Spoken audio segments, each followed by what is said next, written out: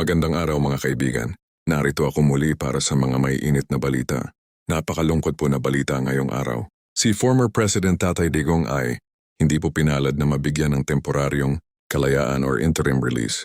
Kahit dun man lang sana ay makapagpasko siya na kasama ang pamilya.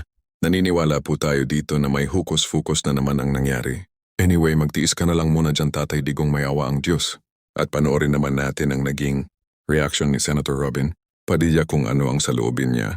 Pakinggan natin kaibigan.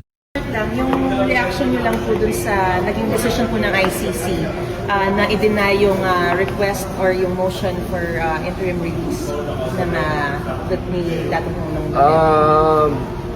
Malungkot siyempre kasi tagal kong inantay yun eh. Medyo nakatutok nga ako sa TV kanina eh. Kaya nga ako umalis sa plenary sandali. Nakita ako, nanood ako, nagtantay ako. Pero nung nagbabasa na yung judge, sinasabi na niya yung mga merits, sabi ko sa aking lawyer, wala na to. Malungkot na to. Yun po, malungkot. Siyempre, depressed.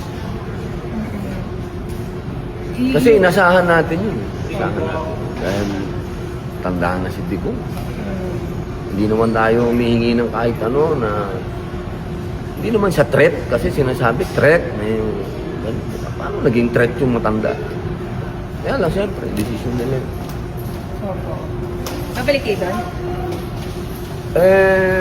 Matagal pa ang recess namin eh. Hindi naman pwedeng umalis nang hindi pa tapos. Pero siyempre babalik. Hindi ko din naman parang ikaw din, lagi ka din nandun. About the Vice President, nagkausap po kayo kahapon. May sinabi po ba siyang plans to go to The Hague anytime soon? Kahapon, hindi kami nagkausap tungkol doon, pero narinig ko siya. May kausap siya eh.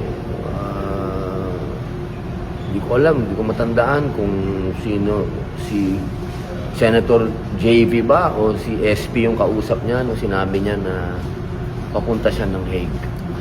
Sinabi niya pa kung sino yung nandun ngayon eh. Thank you so much, Senator. Thank you. Thank you, ma'am.